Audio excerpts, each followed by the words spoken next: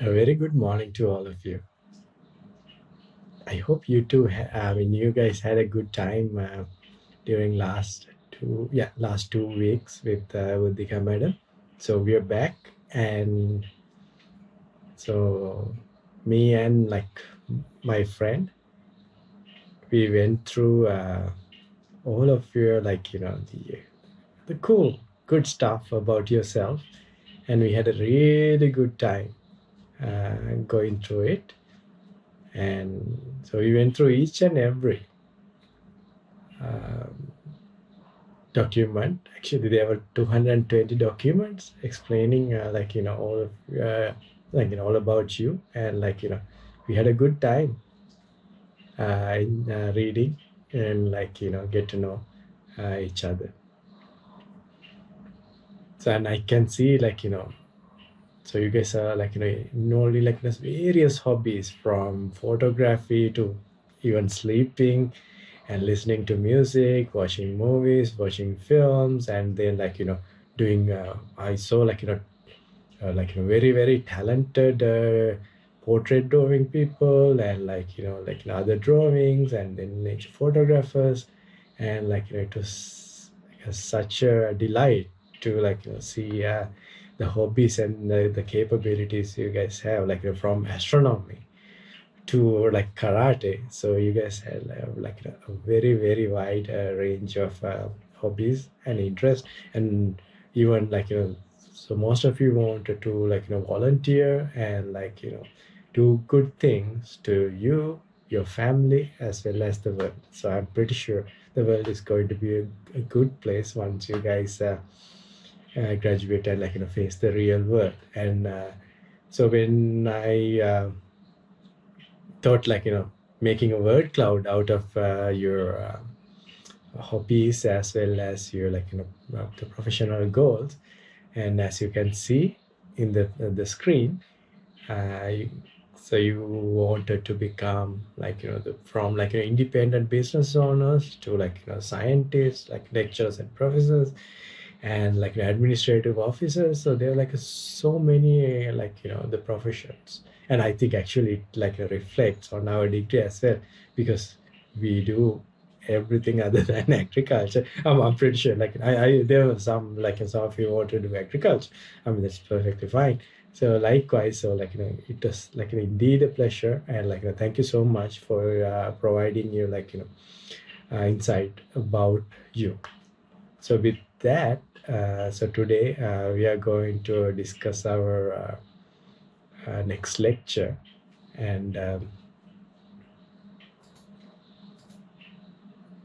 as you can see, so we already covered around almost 3 4 sections, and the next section is going to be sponsored by none other than our Tamutega Mahachi. So so she's very famous, and she's making this animal um, sculptures, trains using all these the waste, post harvest waste.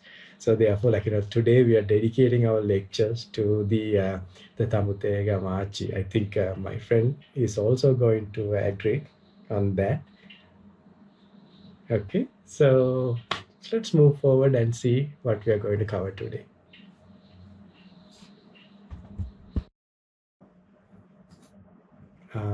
They were because last week I think I told you I will tell you about this food, crazy things related to food, and then I thought it's better to show you this. Uh, so now imagine you have, I think all of you eat salt, right? And you know where salt come from, and you know what salt is. And when you go to market, sometimes you find this salt which is 100% organic. So now you can imagine how genuine, how honest the our favorite organic vendors are. So and also the second thing I wanted to show you was the standards for the organic agriculture. So remember I told you they always said, okay, so there's no chemicals at all. So, and here you can see a glimpse. So only few of the chemicals those are allowed uh, to use in organic agriculture field. So there are more than 180 components, and this the standard, there are more than 8 pages showing these different compounds. And also, if you go and check the National Organic Standard of Sri Lanka, so from page 49 to 58, you see these very nice so-called no chemicals or agrochemicals used in organic agriculture.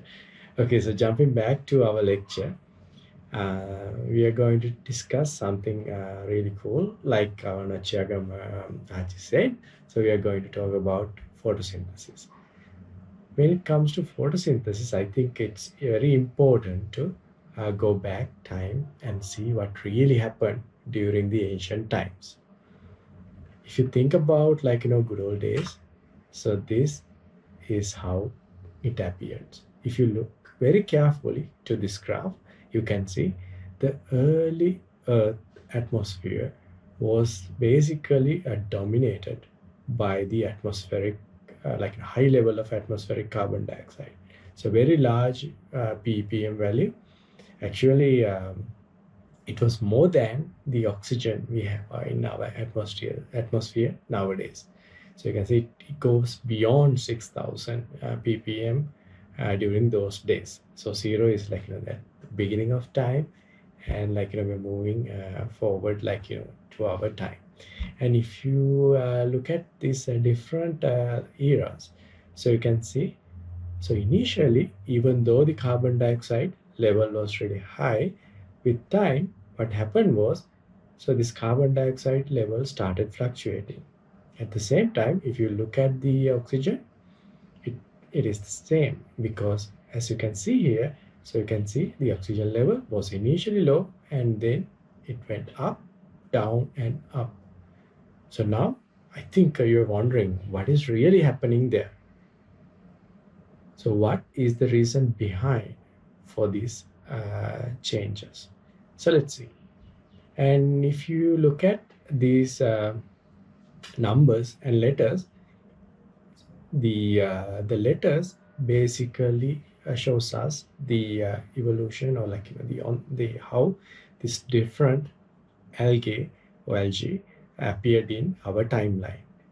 So starting even before the very early time, there was some archaeplastids, and then so after more than 250 to 270 million years ago, that's the only time the dinoflagellate appeared in our fossil records. And then C shows you the haptophytes, and then D shows you the diatoms. So this is how these different algae appeared in our timeline. And if you think about plants, so during the Ordovician era, so that's the time the first the plant early land plants started appearing, and then it was followed by the vascular plants, and then conifers, and then you come into the angiosperms. So that's how different plant species came into the scene. So now you're wondering why we are talking about the origin and the evolution of plants and algae. So if you think about it, so you can see what plants do and what algae do. So they can do this beautiful process of photosynthesis. As a result, what you can see is, so when the plants and algae is going to grow up, what they're going to do? They are going to take the atmospheric carbon dioxide out, and then they emit, they release oxygen. So this is what led to the increase in the oxygen level, and then the decrease in carbon dioxide level. So now imagine, now we are thinking about global warming. So what is the because, so imagine all this large amount of carbon we had, now they are inside the earth, and sometimes it's behind the ice. So now they are keep on getting exposing either through the global warming, and then we are using fossil fuel. So now we are basically trying to put this carbon dioxide the like large amount of carbon dioxide into our atmosphere. So things going to change. So that's why we need to be very careful when handling these things. So that's why we need to act now. I mean, now it's even little too late, because you know how hot it is right now. And so imagine how things going to be. So therefore, like, it's our role, or our duty, or our responsibility is to, like, preserve the environment, so that way basically we can mitigate these issues we are facing with global warming. And now, like, if you think about what are these, the yellow, or like, slightish, I mean, I don't know, yellow brown line, and those ones are mass extinctions. So at least we have evidence to say, from, like, the beginning of time, or like the beginning or the origin of the earth, uh, to, like, now. So there are at least 5 different mass extinction events. So what are the mass extinction events? So if you think about it, I think you can remember there were some dinosaurs. I think that's the only mass extinction we were thinking of. There were, like, more than 5 of those. What happens with dinosaurs? There's, like, big meteorites, and then it hit the earth, and then so it basically covered our earth's atmosphere with, like, dust, and, like, all these the fumes coming from, like, the impact. As a result, there was no sunlight. So what happened? So there's no photosynthesis, and, like, the whole the like, the world was, like, basically covered in dark. So that leads to the extinction of dinosaurs. Now if you think about it, so nowadays, what will happen? So if we say, okay, oh, there is the asteroid that is going to, the meteorite, asteroid is going to hit our Earth, and then what our people will say? Oh, no, no, no, it is a hoax. It's like COVID. COVID is a hoax. Remember, our people are saying COVID is hoax. So therefore, like, you don't need to worry. It's just like, so nothing will happen. And then, like, people will blame this person who's saying, okay, so I mean the person who's using science, okay, so there's a danger coming, and then say, like, oh, you're an alarmist, and you're paid by big companies, multinational companies, and you're, like, trying to put 5G chips into our body. So likewise, so nowadays, even if we, like, predict very accurately that there's an asteroid coming to hit us, so we will say, no, no, no, no, we don't need to worry about it. I mean, that's the current situation. Unfortunately, we study science, but it's very difficult to, like, convince even us. Like, I am pretty sure there were, like, at least one or two of you still believing, like, the COVID vaccine, like, hoaxes related to those, like, different things associated with the pandemic. Okay, so therefore, like, think logically and think scientifically, follow evidence all the time. Okay, so now we know that this algae, and as well as the what we call the plants, basically change our atmosphere. Next, what we are going to do is, like, we are going to think how this photosynthesis, like, started revolutionizing our like, our existence. So let's see. Okay, so take a close look at this diagram. As you can see, so there were, like, different branches coming out. So you can see cyanobacteria, you can see proteobacteria, and you can see archaebacteria. So what happened during the what do you call, the evolution? So there were some, like, free living organisms roaming around, and those individuals, the single cells, or what we call as unicellular organisms. So they were traveling around, and then so they were survived by eating each other, like, most, I mean, like every animal, or like, every living organism do. So you go and, like, basically eat, like, it doesn't matter if you're a vegetarian, still you eat plant, right? So you're eating another organism. So what happened was this the organism So it was like, basically traveling around, and then it basically engulfed, basically covered the whole organism and took it inside. So it took this ancient protobacterium, and what happened was, so as a, by nature, so this protobacterium, so it can basically generate energy. So now, so when it went inside, somehow it didn't get destroyed, because usually if you engulf something, it is going to basically degrade all the membranes and then eat the contents inside. Instead, so it was kept inside, and then that basically gave rise to the origin of mitochondria. So that means, so this the early organism, the early archaeobacteria, is containing now another bacteria inside its own cell, and so now they are coexisting. So then with time, so they started it's like probably like a marriage. So they, I mean, the after the honeymoon phase, so there are a lot of and you call there are differences, right? So then at one point you will learn how to survive without killing each other, right? So I mean it's like that. Then they decided, okay, so we are going to coexist, so therefore I'm going to do something and then you're going to do the other things, and then we will do fine. Okay, so and then, as you were aware, so this mitochondria is common for both animals as well as plants. And then, with time, so they were keep on evolving. And then this one lineage, so one, I mean, basically one set of cells, so they decided, we are taking a different route. And then they gave rise to the animals and other, basically, non-plant organisms. And then, so one set of cells, still they are roaming around, they decide, okay, so we are going to eat something else too. So they somehow engulf an ancient cyanobacteria.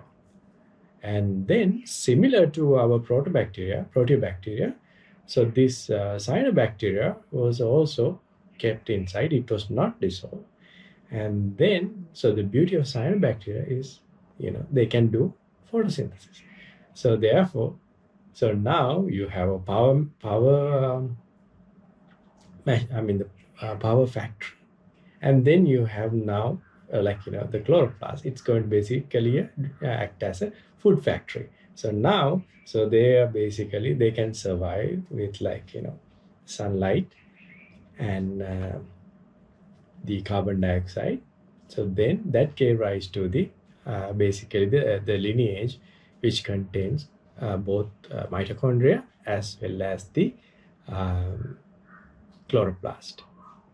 And some of this became plants with the time, and some organisms, they didn't stop there.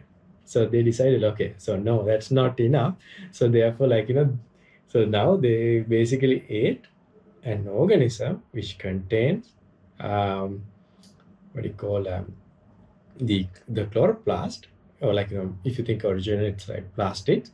And then, so now you're eating the organism which contains plastids, and now they kept it inside. So therefore, in some algae, so they have basically their chloroplast has 4 membranes instead of 2 membranes, because so it was what we call as secondary symbiosis. Okay, so this is a beautiful thing that happened in the past, and that it basically gave us this, the world where we have enough food to eat, because we can basically fix atmospheric carbon dioxide and capture the light from coming from sun, and then produce food.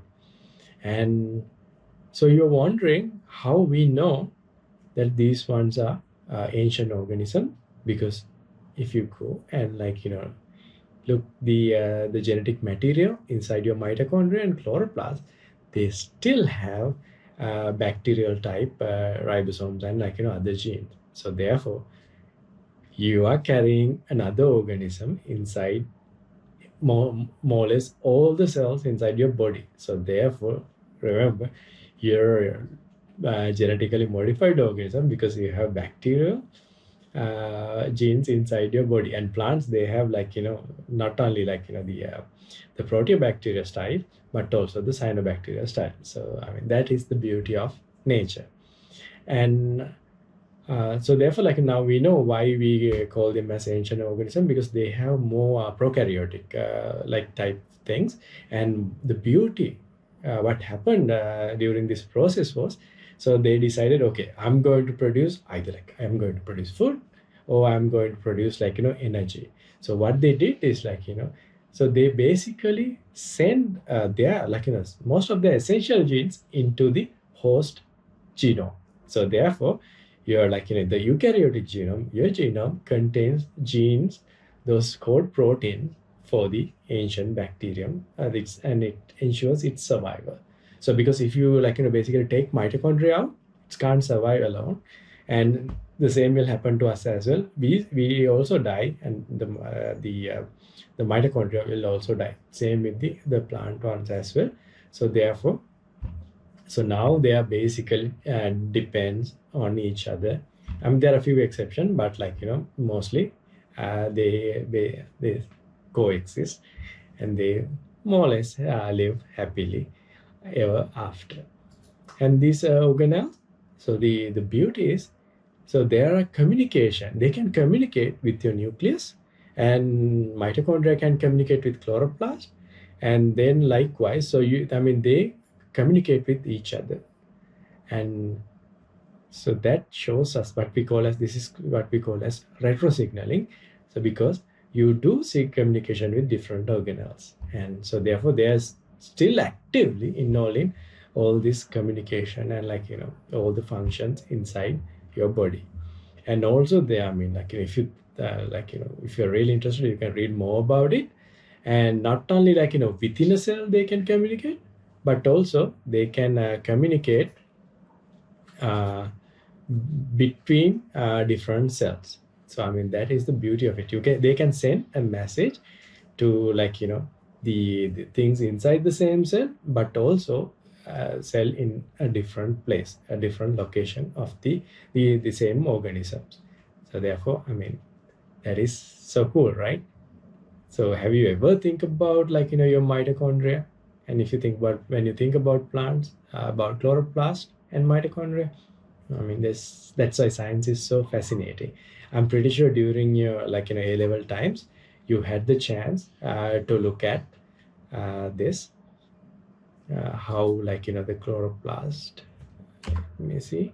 See, they basically they're inside the cell. On top of that, they can also, I mean, what we call as, yeah, I forgot the word. So they can basically circulate inside the they have a cyclic flow when it comes to the chloroplast. So they are active, they communicate, and they move around the cell. So this is a perfect endosymbiosis you can think of. Now you're thinking, okay, so when you think about plants, so it's like this. So they have this chloroplast and then do photosynthesis. What about the animals? Can they do something similar, a photosynthesis?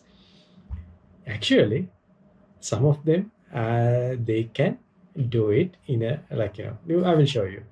So this is a sea slug, right? Not like the golubella or the slug you see in your garden, and then you move away because it's so slimy. So this is basically sea slugs.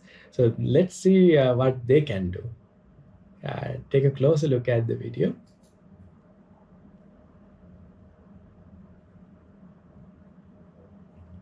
Okay, this is called Alicia.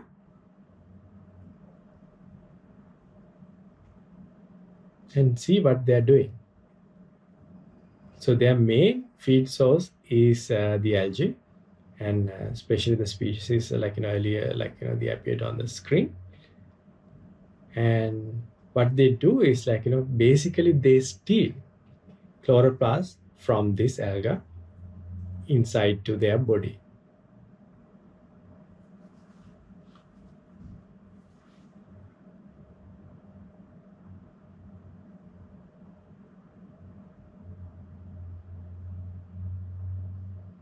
and then it will incorporate these chloroplasts into their own body. Okay, so once they're inside, so basically it can do the photosynthesis. Okay, so some after feeding, so those chloroplasts stay inside these slugs for more than 10 months without dying.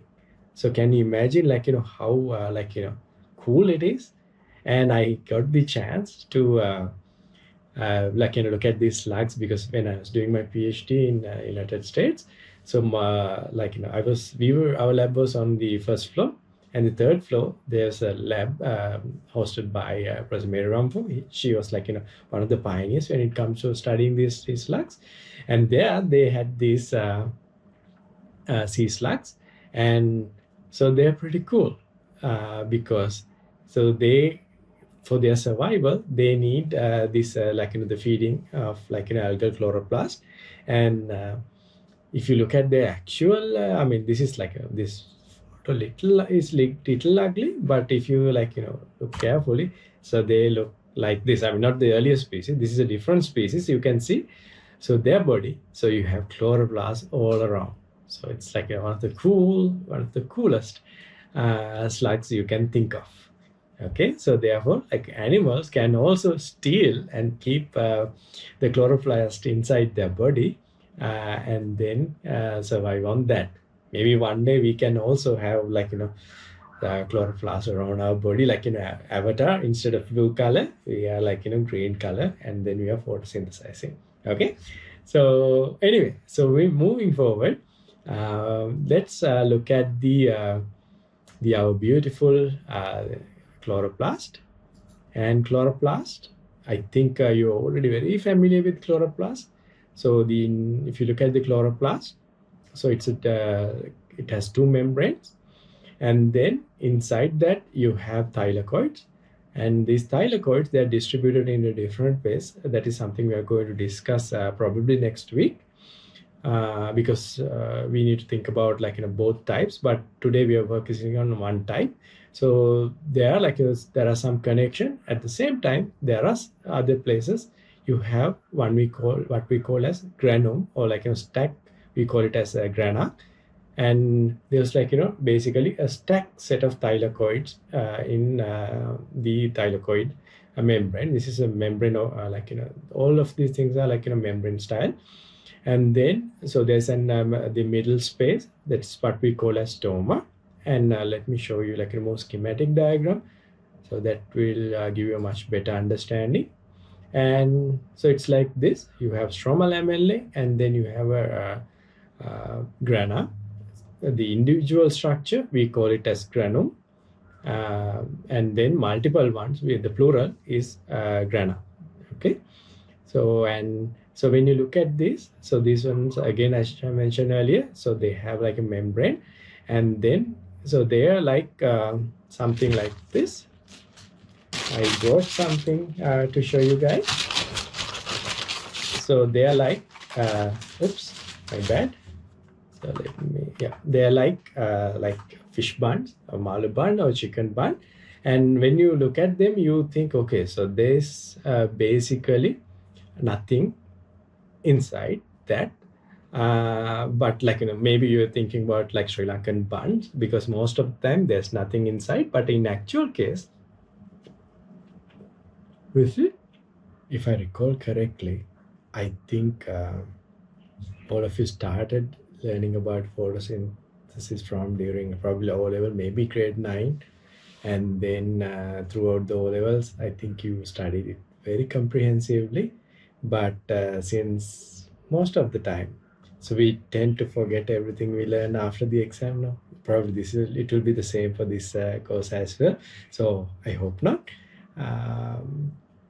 So I mean, when you think about the photosynthesis process, so there are different steps involved, and I will first give you a quick overview of the whole photosynthesis process, and then we are going to discuss things in detail. Actually, today we are going to talk about light reactions only, Next week we will talk about the carbon reactions. When you think about the photosynthesis, uh, the mesophyll cells, so those are the most active photosynthesis tissue you find in plants. And if you remember those all those like longitudinal sections you did during your A levels and probably first year, so this is basically a section of plant leaf, as you can see here. So there are different tissue types, but here, so we are mostly interested in mesophills, and basically there are two different types of mesophills you find in plants, especially like when you're talking about the C3 plants. So you have palisades. Remember, they are like very closely compacted mesophyll cells, and then you have spongy mesophills. Those ones are like more close to the bottom side of the leaf, and so those two basically collectively we call it as mesophyll cells, and these ones are the pioneers, the leaders when it comes to uh, doing the photosynthesis.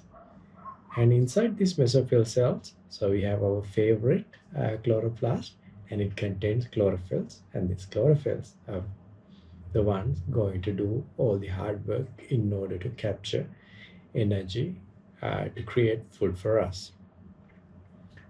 When you think about photosynthesis, in photosynthesis, what it does is basically it uses the solar energy to oxidize water, and then as a byproduct it is going to release oxygen.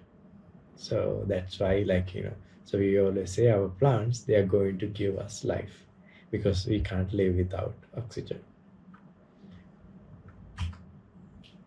And then so what they are going to do is basically during that process they are going to reduce carbon dioxide, and then this carbon dioxide will be reduced in order to form large carbon compounds. So if you like a very generic term, so they're basically involved in the production of sugars. There are two stages associated with the photosynthesis. So the first one, we call it as thylakoid reactions, or very popularly known as light reactions. And then the second set includes carbon fixation reactions. It used to be called as dark reactions, but we no longer call it dark reactions because of one major reason. Because the enzymes and other components and other regulatory mechanisms involved in so-called dark reactions are light dependent. So if they are light dependent, so that means we can't say it is a dark reaction because there's a light there. So therefore, so now we call it as carbon fixation reactions. And when you look at the thylakoid reactions, so this reaction takes place in the thylakoid. Thylakoid, you already know, it's a specialized membrane of the chloroplast. And then the end products are going to be two things. So these ones are the high energy compounds, ATP and NADPH. And the inputs that it used to basically produce inputs, those are used in the carbon fixation reaction.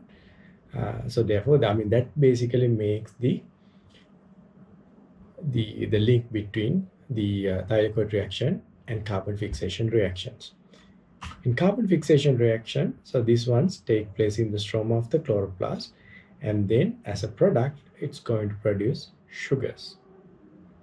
Okay, so that is basically an overview about the photosynthesis, and two major reactions, those are going to happen during the photosynthesis process.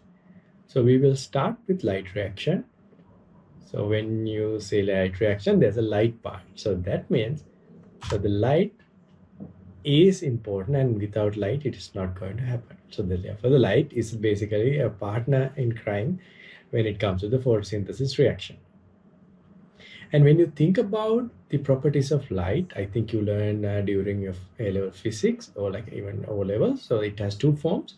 So one is waveform, and then the other one is basically like it has a like a packet form. So where like a photons. So it carries photon. And when it comes to like our photosynthesis, photons are very important. Can all the light coming from like in our case sun can be used in our photosynthesis? No. So usually the visible spectrum is the one that is involved in photosynthesis reaction. If you can remember the rainbow colors, picture.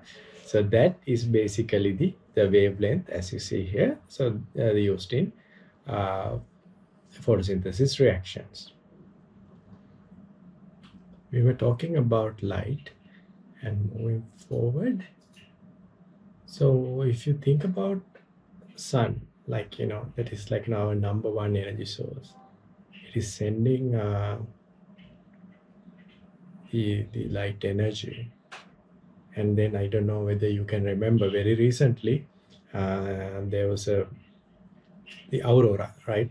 So it was like basically covering half of the globe, uh, and because of this the corona, the solar corona, not the coronavirus. So and then like even people from the mid United States saw this aurora. So I mean that's like a beautiful phenomenon. And so when you think about the light energy you receive from the sun, you can see if you look at the irradiance level, because it needs to travel so far. Though we see sun's like very close thing, it's located very far away, right? So and then when it comes to the earth, whatever the energy you are receiving, you can see the solar spectrum is something like this. And so when it reach the earth's surface, the considerable amount of energy is lost through the journey, and you can see this red color, the spectrum or the radiance you're going to observe. If you measure it, like basically you go to the space, like almost the edge of the space and the earth atmosphere.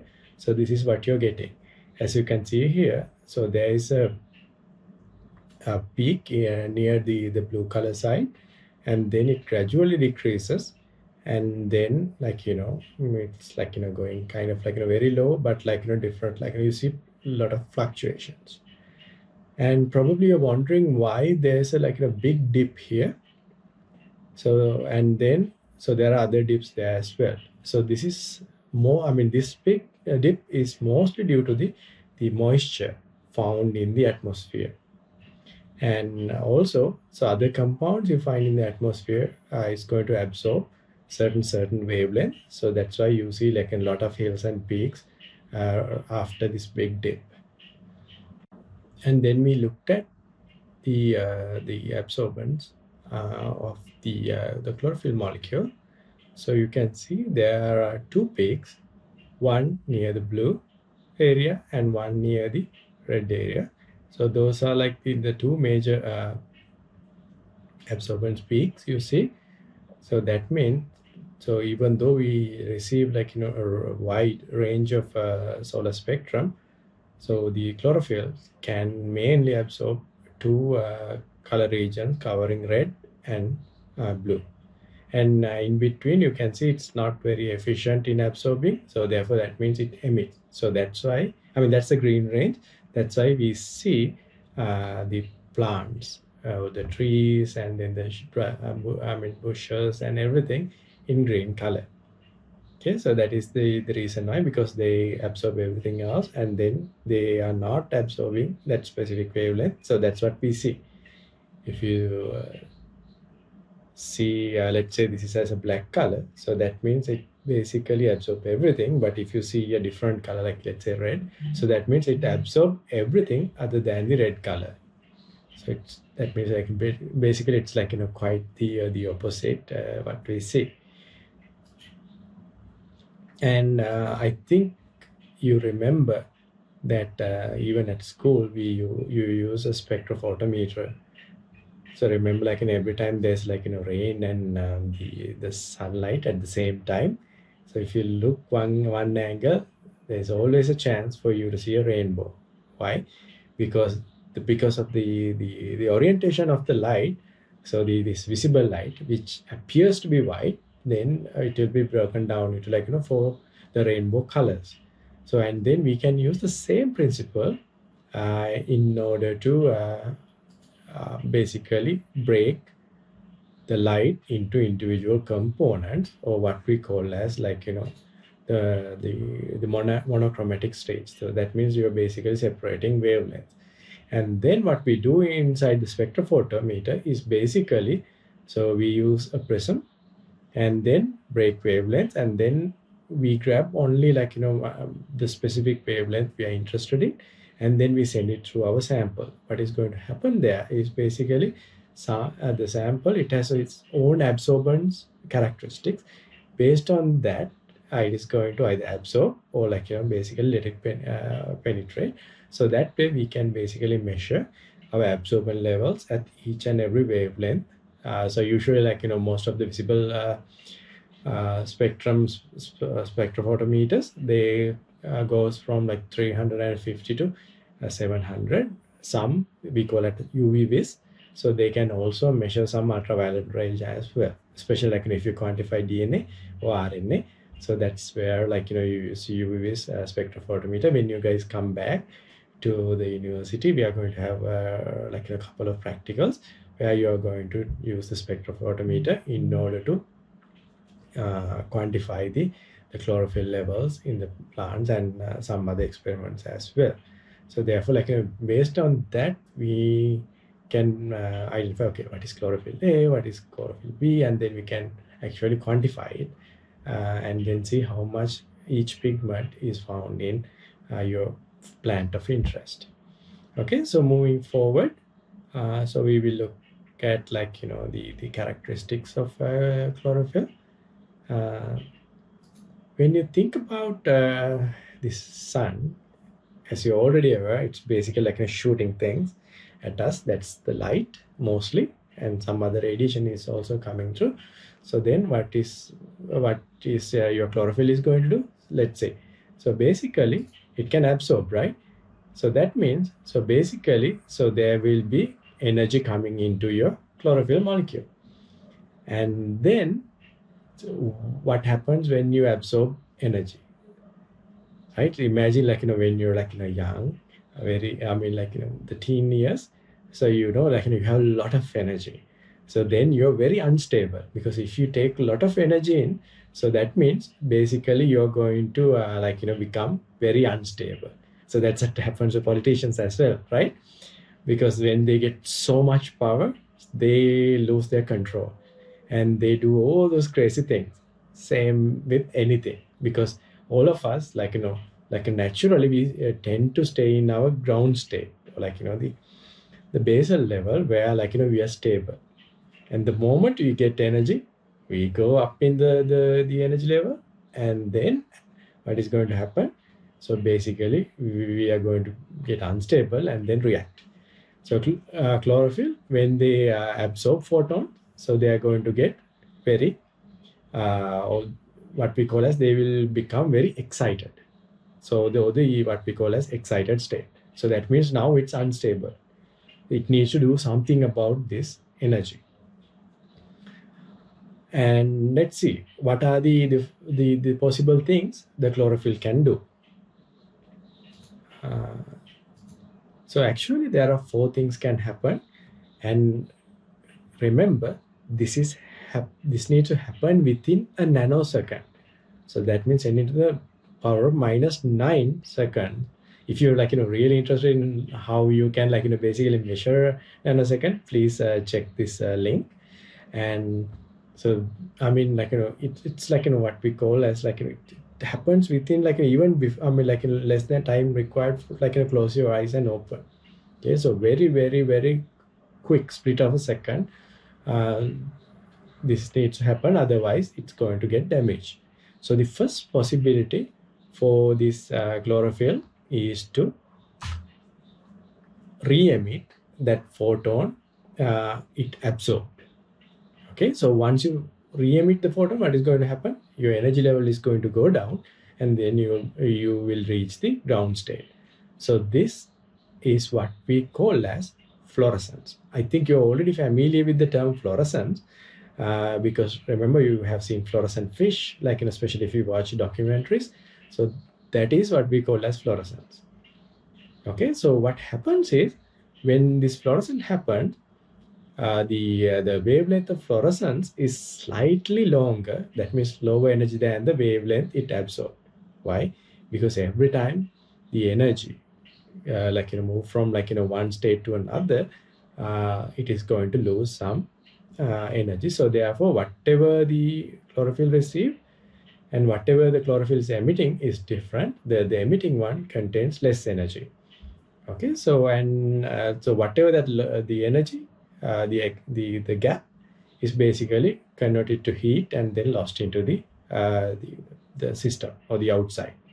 Okay, and when this happens, the chlorophyll is going to fluoresce.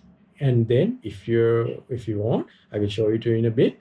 Using a UV light, you can basically visualize it. And sorry, using an infrared camera, you can actually see how this chlorophyll fluorescence is happening. Okay, so to elaborate a little bit more, if you look at this diagram, so what is going to happen is, remember, so when the chlorophyll is hit with a blue light, it will go up because it absorbs energy. So therefore, it is going to go up in more the highly excited state. And then, so the highly excited state is unstable. So therefore, it's going to lose some energy as heat. And then it is going to reach the lower excited state. So we are talking about the blue color light. If it's hit by the red color, naturally, so red color has larger wavelength. So that means it contains less energy. And basically, the red light will take it to the lowest excited state, the red color. And then, so as I mentioned earlier, one option is to fluoresce. What is going to happen is, the chlorophyll is going to basically re-emit a photon in order to become more stable, or to reach the ground state. So when it happens, you can see this, the original spectrum, you have in blue and red. So when it absorbs and when it basically fluoresces, so it is going to fluoresce in this area, so which is a little bit higher towards the wavelength with less energy. So that's dotted line is basically showing the chlorophyll fluorescence. And I told you that we can visualize this fluorescence. If you look here, you can see. So this is under normal light, and this is under the ultraviolet light under the infrared camera. You can basically, if you have an infrared camera, you can basically visualize this one without an issue. And also, let's see whether this video is going to play. Look carefully. This is a cactus plant, and when you basically photograph it, you can see when you provide some kind of a stress, it is going to fluoresce, and then it is going to basically change its color back, because it's not going to happen continuously at same intensity. So therefore, basically it fluoresces and then color changes again, it fluoresces likewise. Okay, so that is the first possibility. Let's look at the other possibilities. The second possibility is, our excited chlorophyll can return to its ground state by directly converting whatever the excitation energy it received into heat. So that means it's not emitting a photon, rather it is basically sending the energy, or removing energy as heat. So that is the second possibility. And then the third possibility is, maybe it can involve in energy transfer. Okay, so what they do is basically it will give that energy to the adjacent molecule. So this is important for photosynthesis as well. And it's us, right? So when you have something bothering you, and and you feel it's so annoying, what you do, you go and talk to your closest friend, and then he or she is going to basically get all the headache listening to because, so then you're relaxed, but your friend will be stressed. So I mean, that's something like that. and that's quite possible. You pass whatever the burden to the other person, and you live happily after. I remember when I was undergrad, so one of the extension visiting lecturers told us a story. I think it's a good life lesson for all of us as well. So one day there was like two people. One person came carrying a monkey on his shoulder, and then the other person asked why you are so stressed, and why you are so worry in why you having a very worried face. And then he said I have this monkey, and this monkey is poking my ear and my nose, and then pinching. So therefore I'm like very stressed. And then the other person say, okay, so please give the monkey to me, and then so you can relax. So what the other person did, he gave the monkey to the second person, and then left. So now the monkey is basically doing all this crazy things to this person. So the lesson behind it, if someone comes to you with a problem, so make sure you resolve. It's always good to listen, but remember, so don't take the monkey to your shoulder. Resolve the problem while keeping the monkey on the other person's shoulder. So that's the lesson. Anyway, going back to the other thing, the fourth thing is the photochemistry. So that is what happens is here, whatever the excited state, whatever the energy carried by the chlorophyll molecule under this excited state is going to cause a chemical reaction. Okay, and so that means you're basically converting one energy into another. Remember, energy can't be destroyed, but it can be converted. Okay, and this is what we call as photochemistry. And if you think about the photochemical reactions in only photosynthesis, they are known to be one of the fastest chemical reactions in the nature. Okay, it happens within nanoseconds. So that's how fast it is. And this extreme speed is essential because so there are three other possibilities, right? So, but we like to do we like the plants to do, or chlorophyll to do the photochemistry. So therefore three other competing reactions. And then if you want to achieve that, that means it needs to happen so fast, and it needs to be very efficient. So that's how the evolution helped photosynthesis to do this photochemistry. Okay, so we talk about how chlorophyll get excited, and then once it's excited, so there are four ways to basically release that extra energy it received. And then some can be lost and kind of wasted, and then some will be used in order to drive this photosynthesis reaction. Okay, since we talked about the absorption, I think it's better to talk about action spectrum as well, because earlier we were talking about the absorption spectrum. We will talk about it again. And then, so the other one is the action spectrum. Action spectrum is basically the magnitude of response of a biological system to light as a function of wavelength. So there's a very, very interesting experiment done by the T.W. Engelmann. I think you learn about this classical the experiments related to photosynthesis during your A levels.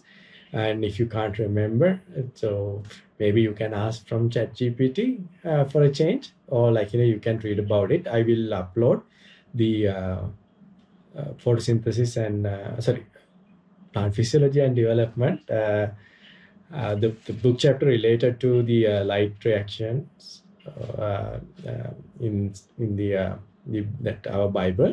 And then so please you can read about it in simple terms. What he did is he used a prism, and then he basically distributed the visible light into individual components, and then he basically lined up the spirogyra cells. So where it has a very nice spiral chloroplast, And then he saw that aerotactic bacteria, they are going to stay close to the this two interesting wavelength that chlorophyll is using.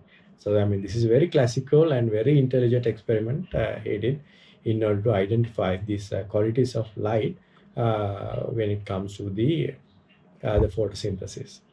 Okay, and if you think about our pigments, there are many pigments you find in plants. So mainly we have uh, three major groups of these pigments. You have chlorophylls. Chlorophyll, I think you're already familiar. You have chlorophyll A, chlorophyll B, and also there's a bacterial chlorophyll A. And then you have carotenoids, and also you have bilin pigments, including phycoerythrobilin and the other bilin pigments. And if you look at the chlorophyll molecules, and if you can remember, it has a porphyrin-like ring, and also it has long hydrophobic hydrocarbon tail. This is a characteristic of chlorophyll pigments. And when it comes to the carotenoids, they have linear pollines that serve as both the antenna as well as the photo protective agents. And and if you think about the bilin pigments, so let's see. So they are like basically open chain tetraphyrol. They found in antenna structure, and they are called as phycobilisomes. And so you can find them in cyanobacteria as well as the red algae. Okay, so these are the major, the three major groups of chloroplast, the pigments find inside the chloroplast. And as I mentioned earlier, we were talking about the action spectrum. And when you think about the absorption spectrum, so this is basically shows us how these different pigments absorb different wavelengths of the solar energy or the visible spectrum. You can see having multiple pigments is always very advantageous, because then you can basically expand the spectrum where you can absorb more energy. And our two major chlorophyll molecules are chlorophyll A, and you can see chlorophyll A, and then you have chlorophyll B. So they are they're not completely overlapping, but they are basically doing the major work. So, and during your practicals, we will look at this spectrum made by the different chlorophyll molecules, and then we will quantify them accordingly. And now, when you think about how the chlorophyll molecules going to absorb the light, the most important thing is it's like watching TV. So when you watch TV, if you want to get a good reception, what do you need? You need antenna. So likewise, in this biological system, there also an antenna. So this antenna, their role is to funnel energy into the reaction center. So basically, these chlorophylls, so they are arranged in a way. So some are involved in the antenna role, and some are basically actually doing the conversion of or the reaction in the center. So therefore, we have antenna complex and then the reaction center. As you can see here, if you draw an energy gradient, you can see the antenna molecules. So they contains more energy compared to the reaction center. That makes sense, right? Because the energy is basically perceived by the antenna through the visible light, and then you have carotenoids, chlorophyll B and chlorophyll A in the antenna complex. So what is going to happen is basically this energy will be passed from carotenoid to chlorophyll B to chlorophyll A to our reaction center. Okay, so during this process, what is going to happen is the energy is going to lose as a heat, and then whatever the energy reach at P6 P680 is the one that is available for the phytochemistry to occur. Okay, so you can see here ground state and then the photon absorption. So energy will be transferred from molecule to molecule to molecule until it reaches the reaction center. Okay, so the asterisks indicate they are excited, because when you get the energy, carotenoids are going to get excited, and then it is going to pass that excited energy to chlorophyll B, and then to chlorophyll A, and then to the reaction center.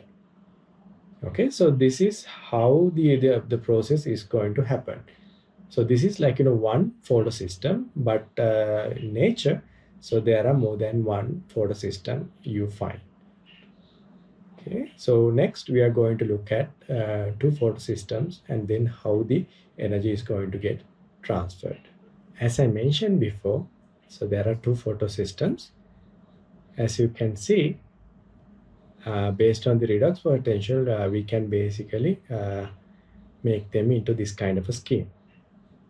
Okay, and if you look closely, so they are named as photosystem 1 and photosystem 2, and you can see, so this is where the light is going to hit you.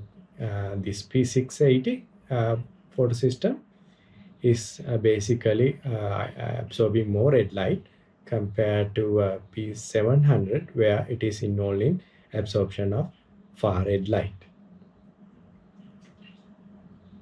And if we start from the photosystem 2, so when this the photosystem capture energy, what is going to happen is it is going to break. Oh, I forgot to mention. I mean, sorry to put like, this one. I know he passed away, but I thought like, at least it will help you to remember, and he will become more immortal as well. This famous the minister who talked about like, the famous molecule. Okay, so what is going to happen is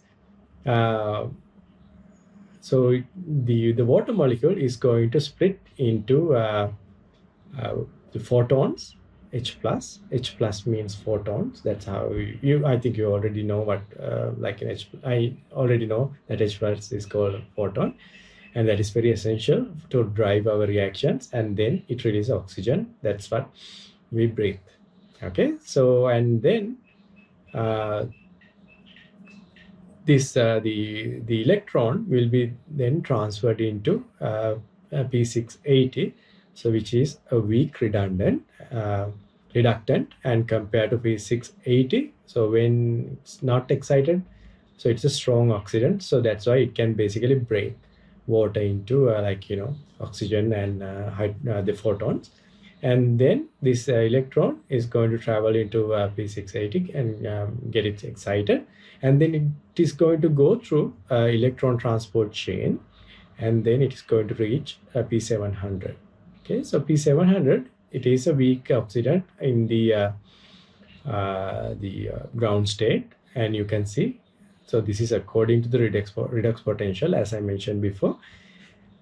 And so then also P700 can take the far red light, and then that electron will be transferred into because of the energy, the P700 will become a strong reductant, and then it will go through another set of reactions, and then it is going to convert NADP plus into NADPH.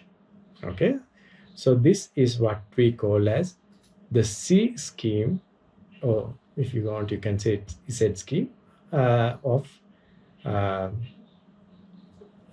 photosynthesis. Okay, and I don't know how many of you watch Zorro. We used to watch it when you were very, very small, and just one of our favorite TV shows those days. Okay, so probably you guys watch more anime, right? Than this cool stuff. Okay, never mind. I highly suggest you to watch Presumed Innocent. So this is something you're watching these days, and it's a really cool TV series.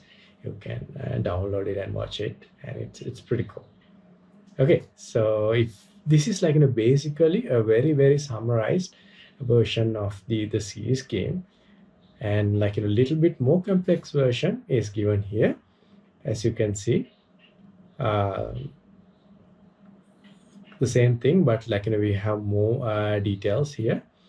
And so once the P680 is excited, it is going to transfer the energy to firefighting, and then to the plastoquinone, and then it will basically go through another plastoquinone series, and then it is going to enter into the cytochrome B6F complex, and then there's like basically a set of cytochromes involved in this process, and then it will be transferred into the plastocyanine, and then you have P700, and it's also going to absorb, and then the P700 is going to get excited, and then it will be transported into like a type of chlorophyll, and these things are not still discovered. So probably when you become like a well-known scientist, I'm pretty sure you guys going to discover this, and then it will be transferred into quinone and into like a series of iron sulfur proteins, and then to the ferredoxine, and followed by the ferredoxine NADP reductase, and that is going to convert NADP plus into NADPH. Okay, so this is basically the linear electron flow, because it goes linearly. And then in addition to this is, the linear one, we call it as the non-cyclic electron flow. And then there's a thing called cyclic electron flow. This is basically, it occurs from the reducing side of photosystem 1, this the dotted arrow, to plastohydroquinone, and then B6F complex. This is the B6F complex, and back to P700. Okay, so to here. And this is important because this is going to basically create more protons, and then these protons will be converted in basically pumped into the lumen. Okay, and this proton gradient is very important when it comes to synthesizing ATP. Okay, so this cyclic reaction from it goes from here to here to here to again here to here, and it is not going to split water, or it is going to reduce NADP plus into NADPH. It's just like it's cycling around. This is what we call as cyclic electron flow. This is important to make a proton gradient. Now you're wondering why we need a proton gradient. So let's see, I'll show you more the real world view of this scheme. As you can see here, so all the reactions we discussed earlier, it's there, and this is the cyclic one. So you can see this is the stroma, and this is the lumen, and this is the ATP synthase that is going to synthesize ATP. So that means if you want ATP, you need ATP synthase. In order to ATP synthase to work, you have to have a proton gradient. Okay, so that is going to create electrochemical potential gradient. So that means, in very, very simple, the layman's term, so inside the lumen, we need more protons. Outside, you need less protons. So then you have a difference. So then because of that difference, this ATP molecule is going to basically rotate, and then keep on making ATP. So therefore, as I mentioned earlier, the cyclic electron flow is also important. I told you this is little complex figure, but if you actually want to see how these proteins are arranged, and if you think about an actual the shape of the protein, it is going to be something like this.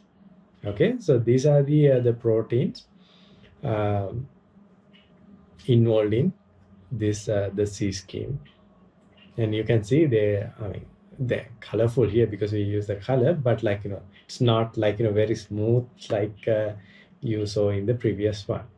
Okay, so this is the C scheme of photosynthesis, or basically the light reaction. And I hope I kind of remind you about the light reaction. So this is something you learn during your A levels as well. But as a biologist, or agriculturist, what is our role? So knowing photosynthesis is important, but what is our ultimate goal? That is something we need to think about. So we're basically, it is actually our role is to improve these different physiological processes in order to make food for us, using the smallest space as possible. So that means here we are trying to increase the unit production. So there are some bottlenecks. So every reaction there are some limitation. Our role is to basically improve or overcome these obstacles, or limitations, and improve it, so that way we can preserve our environment, our forest, our animal likewise. So therefore, so it's equally important for you to know how you, what are the possibilities where you can improve this light reaction in order to get much better yield. Okay. And so scientists are researching for this for more than 4-5 decades. Still, most of the outcomes are not positive, because this is by nature, through evolution, it is already optimized. So therefore, it is very, very difficult to correct some these limitations. But that means we are going to stop? No, we are not going to stop. We are going to go and search more ways, or more interesting and more intelligent ways to change this or to improve this light reaction. So far, the scientists have tried various methods. So that includes the methods like increasing, or to make more photosynthesis per leaf. Okay, so that means you try to incorporate more machinery, more this the light reaction machinery into the plant, and also you basically increase the longevity, because remember these things so they are they need to be replenished, because it's not going to last forever. So therefore so they need to basically replace, and then start the things over and over again. Okay, so therefore one approach scientists tried was more photosynthesis per leaf by incorporating more machinery, and then increasing their longevity and their efficiency. So that is one approach people use, still using, trying to use in order to increase the light reaction. And another possibility is basically you modified the plant architecture. So that means the more light can be received from each leaf. That is another approach in order to increase the light reaction, or to enhance the light reaction. And also, I'm a molecular biologist, so molecular biologists, so they basically looked at the ways to enhance the resilience for this plant to various outside condition. So, and then what we can do is basically we can take two species. One species, let's say it's growing in very, very harsh arid environment, and then the very close species living in a very susceptible living in an optimal place. So therefore it's more susceptible. So therefore we can learn from the whatever the natural adaptation happened here, and then incorporate them into our very sensitive plant. And then another set of scientists, what they tried to do is they went for more integrative approach. So that means you incorporate many things as one, consider all aspects. So that is another approach people tried. So I uploaded very nice paper to the your eHub.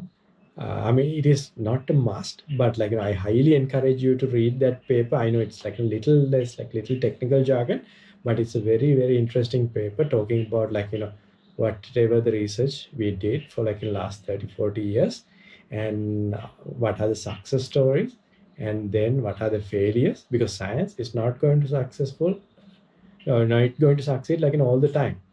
So I mean, we always face obstacles, and then we are going to evolve and then come up with a solution for that. Okay, so please read that paper if you get a chance, and then at least get an idea how you can uh, change plant in order to have more efficient light reaction.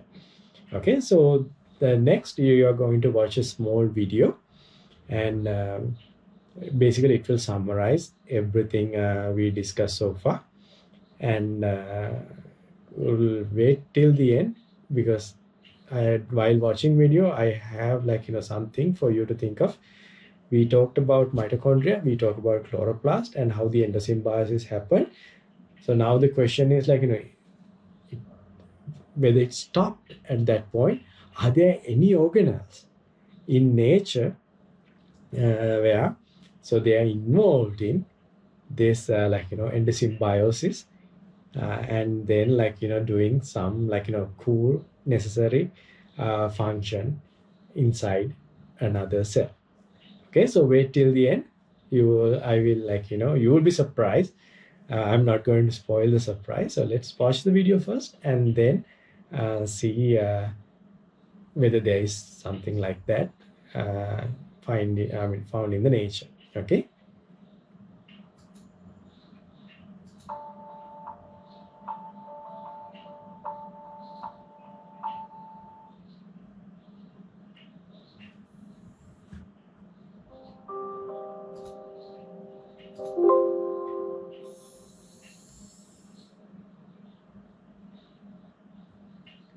The process of photosynthesis produces ATP from ADP and PI by using the energy from light to excite electrons that are passed along an electron transport chain. Coupled with the transfer of electrons is the pumping of hydrogen ions and the splitting of water molecules. The following complexes are found in the photosynthesis electron transport chain: photosystem 2, cytochrome B6F, photosystem 1, ferredoxin NADP reductase, and the complex that makes ATP, ATP synthase. In addition to the complexes, 3 mobile carriers are also involved: plastoquinone QB, plastocyanin, and ferredoxin. Other key components include photons, chlorophyll molecules, protons, water, molecular oxygen, NADP, and the electrons to form NADPH, and ADP and PI, which combine to form ATP. Photosynthesis occurs in the chloroplasts of plants and algae. The process is also found in single-cell organisms, such as cyanobacteria, that do not have chloroplasts. Like its mitochondrial counterpart, the chloroplast electron transport chain consists of several protein complexes and mobile electron carriers. First, a photon of light hits a chlorophyll molecule surrounding the photosystem 2 complex. This creates resonance energy that is transferred through neighboring chlorophyll molecules. When this reaction center embedded in photosystem 2, an electron is released. The reaction center chlorophyll contains electrons that can be transferred when excited. 1 photon is needed to excite each of the electrons in this chlorophyll. Once excited, 2 electrons are transferred to plastoquinone QB, the first mobile carrier. In addition to the 2 electrons, QB also picks up 2 protons from the stroma. The 2 electrons lost from photosystem 2 are replaced by the splitting of water molecules. Water splitting also releases hydrogen ions into the lumen. This contributes to a hydrogen ion gradient, similar to the one created by mitochondrial electron transport. After 2 water molecules have been split, one molecule of molecular oxygen is created.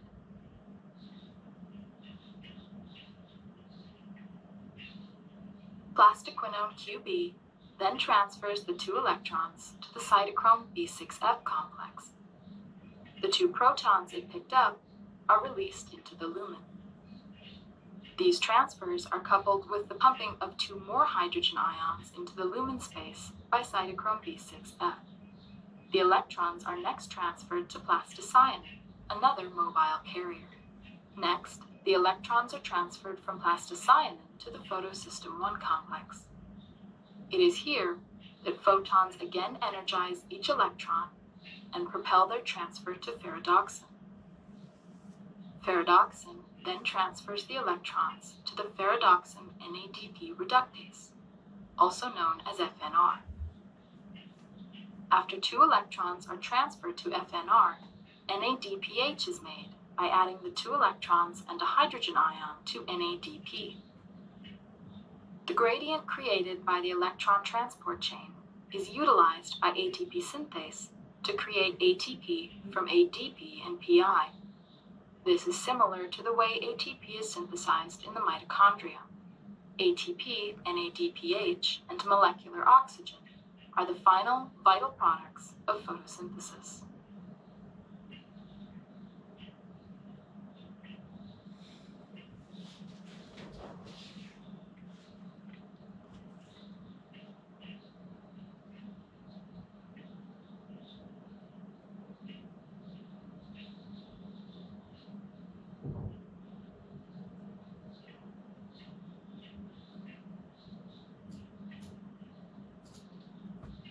I hope that video gave you an overview about like summary of what we discussed in like a little bit more detail.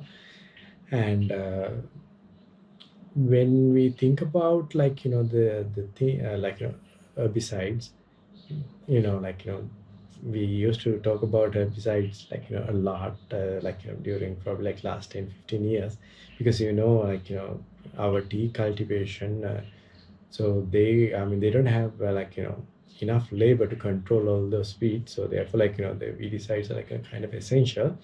And people feel that some herbicides are something very alien.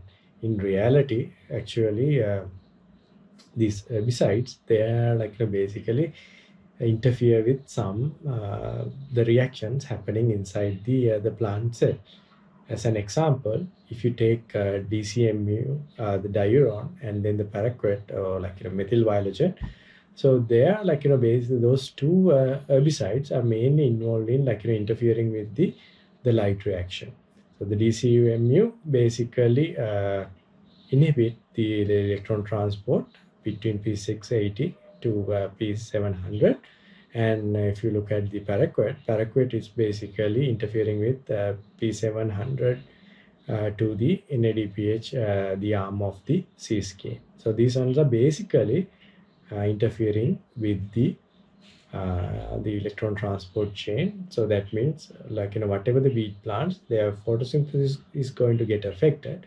As a result, they are going to die. So this is the simple mechanism behind these herbicides are used for the weed control. Okay, I have a small homework for you, and that homework I want you to read actually only 4 pages of the book I uploaded, the book chapter I uploaded. So there you will see this light can be really nasty, okay, because it brings a lot of energy. I mean, it's good for photosynthesis, of course, but you never know the amount of light hitting the leaf, and it changes all the time. So therefore light can be nasty. There are different defense mechanisms shown by different plants. So therefore if you read these pages, you will see, so there are different lines of defense. And then so some pigments, I think I already kind of mentioned about this pigment group, and this pigment can help in this repair of the light. So therefore please read about this the protection mechanisms, and then how these pigments help in that process. Okay, so that is your homework. And earlier there was one paper, and then this 4 pages, and there will be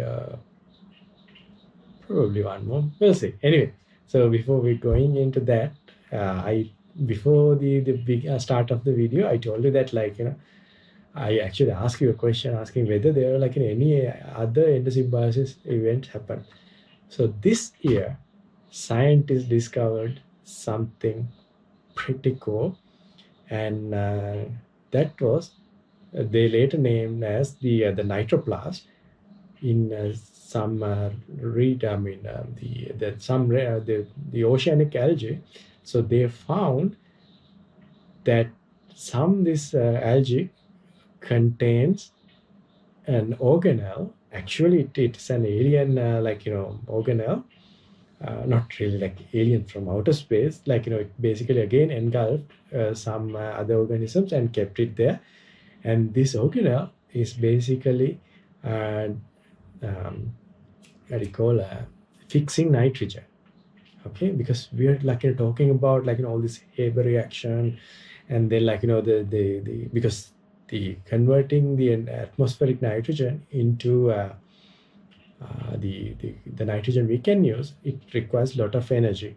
But imagine if you can use this kind of organism in order to capture that energy, that would be awesome, right? So therefore, that's why this is like one of the revolutionary discovery happened during like last couple of years when it comes to cell biology. So therefore, like and there's like a very nice story behind this discovery of the nitrogen, the nitroplast. I already uploaded the link to that the whole thing, how like a scientist discovered like a small piece of DNA, and then they were like try to find that, and like people from different countries, they were like experimenting like separately, and then they finally came up with this the final I mean they discovered this organelle. So therefore, like there's beautiful story behind it. Please, read the news item, and then I also uploaded the paper related to this nitroplast. I guarantee you that you won't be disappointed. So therefore, like if you get a free time, just like in 30 minutes, please read it. I mean, not even 15, 30 minutes, just 15 minutes is enough. So please read it. Okay. So with that, I'm going to conclude today's lecture. So next week we are going to talk about the so-called dark reactions, but don't use the word dark reaction, the carbon reactions. And then if you have any question, and if you have any feedback, please use the feedback forum. And thank you for all the feedback you provided last time.